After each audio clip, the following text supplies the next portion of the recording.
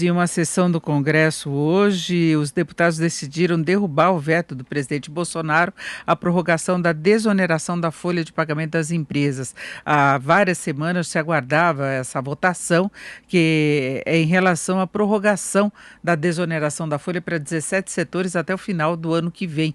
A equipe econômica foi contra pelo custo financeiro que isso possa ter, mas a grande preocupação do Congresso é em relação ao custo que isso poderia ter, a não prorrogação do ponto de vista do emprego. E é sobre isso que nós vamos conversar agora com o Fernando Pimentel, que é presidente da ABIT. Senhor Fernando Pimentel, boa tarde. Muito boa tarde, Denise, tudo bem?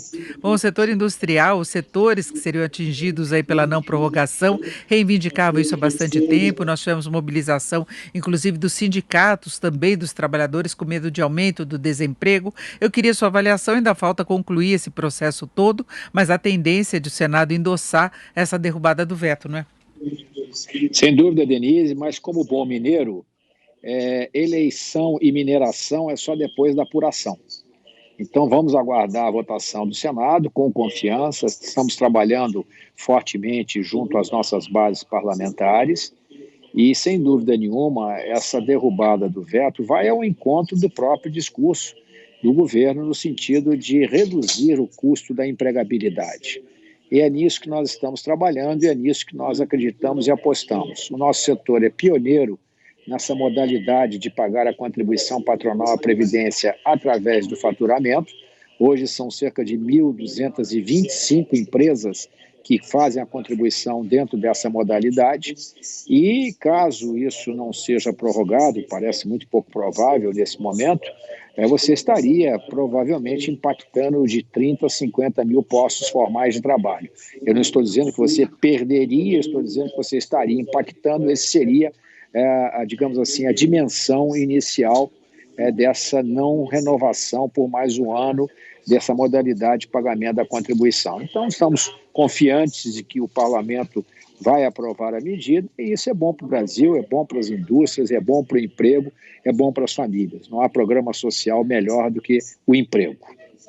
Agora, senhor Fernando, nós temos aí um questionamento em relação ao impacto que a desoneração teve efetivamente em termos de oferta de vagas. Se isso garantiu, que era o objetivo original, uma oferta maior de vagas nesses setores que tiveram uma redução do custo, né, da folha. E se agora haveria manutenção mesmo, porque se tem uma situação bastante complexa na economia brasileira, até em decorrência da pandemia, o setor industrial está em recuperação, nós tivemos até a divulgação dos dados do IBGE em relação ao aumento da produção, que comprovaram que já se voltou ao patamar que estava antes da pandemia, ou seja, mês de fevereiro.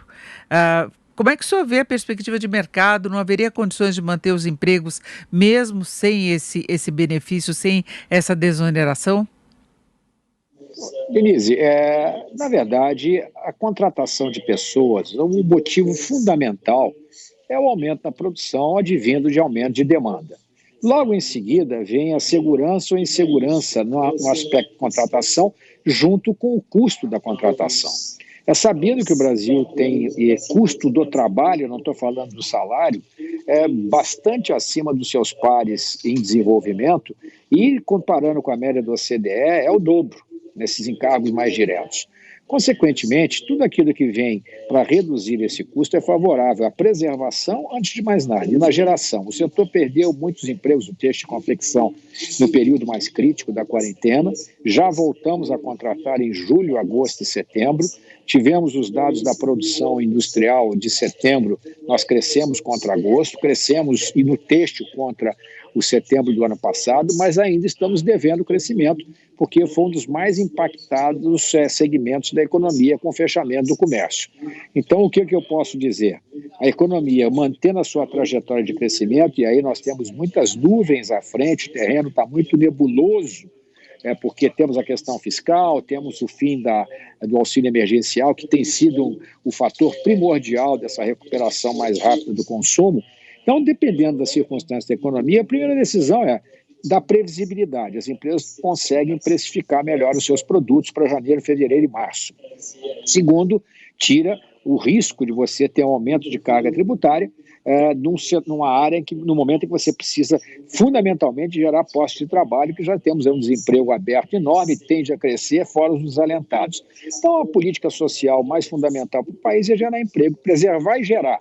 Então, eu entendo que essa decisão, que deverá ser tomada pelo Senado, respeitando, obviamente, toda a democracia, a decisão dos nossos senadores, vai ao encontro desse objetivo maior, que é encontrar espaço de trabalho para as famílias, para os trabalhadores e trabalhadoras do país. E o setor têxtil, que emprega 1,5 milhão de pessoas diretamente em todo o território nacional, leste a sul, leste a oeste, norte a sul, ele, sem dúvida, é um dos grandes vetores, um dos grandes pilares dessa política que poderá criar novas vagas formais no mercado de trabalho. Agora, como é que o senhor está vendo essa recuperação do setor industrial brasileiro? É para valer? Porque a gente vê que a indústria já há bastante tempo não consegue entrar numa fase mais contínua de recuperação. Tem altos e baixos, o acumulado em 12 meses ainda é negativo, mesmo tendo recuperado o que sofreu de perda durante a fase pior da pandemia. Então, a gente tem esse comparativo que mostra que a indústria ainda está atrasada num processo de crescimento mesmo, de uma participação efetiva no PIB, e mais do que isso, competitividade internacional, né? Você tocou num ponto significativo. O Brasil vem perdendo a capacidade de ser um agregador de valor através da indústria. Por quê? A indústria paga, relativamente à sua participação do PIB, muito mais impostos do que outros setores. A indústria enfrenta, e pelo menos a nossa indústria têxtil e confecção, enfrenta o mundo de forma contínua desde a abertura do governo Collor, e mesmo assim conseguimos preservar a 5ª posição entre os maiores fabricantes internacionais. O Brasil, assim como a Europa, está apresentando a sua nova estratégia de inovação e de crescimento industrial, como o próprio Estados Unidos e outros países, tem que engatar uma marcha nesse sentido. E nesse trabalho que nós temos feito junto com o governo brasileiro, com uma transparência e com um diálogo muito intenso, nós detectamos num documento que foi construído com o Movimento Brasil Competitivo, mais 13 associações, estudo feito pelo Boston Consulting Group, que operar no Brasil custa R$1,5 trilhão a mais por ano, quando comparado com a média dos países da OCDE. Ora, os tradables são os que mais sofrem o famigerado custo Brasil. E esse custo Brasil, pela primeira vez, foi mensurado, nós estamos trabalhando para desbastá-lo. Então, sem dúvida nenhuma, é fato que o Brasil vem perdendo posição no PIB por parte da sua indústria. Por outro lado, está mais do que provado, e essa pandemia está mostrando mais uma vez, que países dessa dimensão como o nosso precisa e necessita de uma indústria forte, moderna, integrada aos conceitos da manufatura avançada, com inovação e tecnologia. Eu agora, por exemplo, estou participando do nosso congresso internacional, cujo tema é esse: sustentabilidade, tecnologia, compliance, e nós não vamos poder nos livrar disso. A indústria é fundamental para o Brasil. Como reengatar a marcha do crescimento industrial? Uma das primeiras providências é avançarmos na reforma tributária, que onera demais o setor industrial. E eu não estou aqui querendo jogar peso para ninguém, eu só estou constatando um fato. Nós temos mais de 40% do PIB industrial voltado aos impostos. Isso tudo, ao longo da história, juros muito altos, câmbio fora do lugar, tudo isso trouxe um cenário que nós não gostaríamos. Saímos de 20%, 22% do PIB do Brasil, estamos aí com 11%, indústria de transformação, estamos aí com 11%.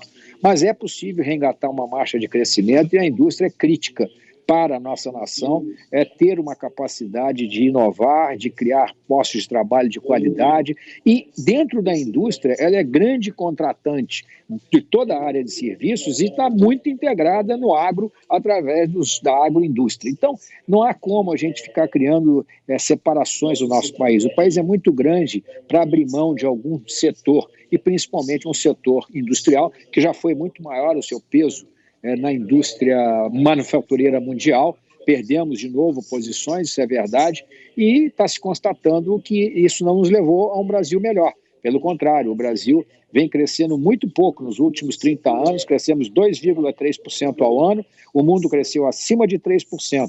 E se nós pegarmos um estudo que eu li recentemente, que é de espantar qualquer ser humano, entre 1940 e 1980, nós quintuplicamos a renda per capita brasileira. Se tivéssemos seguido a mesma trajetória de 80 até agora, nossa renda per capita seria em torno de R$130 mil e não de $34 mil. A indústria faz muita falta porque é um grande tracionador do desenvolvimento nacional e um grande agregador de valor. Portanto, sem nenhum demérito de nenhum outro setor, nós temos assistindo à servitização da indústria e uma indústria cada vez mais integrada em todos esses elos e todas essas cadeias e redes de produção, no país e no mundo. Então, o nosso desafio é desbastar o custo Brasil e construir políticas industriais inteligentes e modernas para o enfrentamento dos novos desafios que nós teremos aí, já estamos vivendo na pandemia e continuaremos a ter quando, se Deus quiser, em breve tivermos algum encaminhamento positivo para a cura da Covid. Ouvimos Fernando Pimentel, que é presidente da ABIT, Associação Brasileira da Indústria Têxtil e de Confecção. Senhor Fernando Pimentel, muito obrigada, uma boa tarde. Muito obrigado, Denise, parabéns pelo seu programa e trabalho.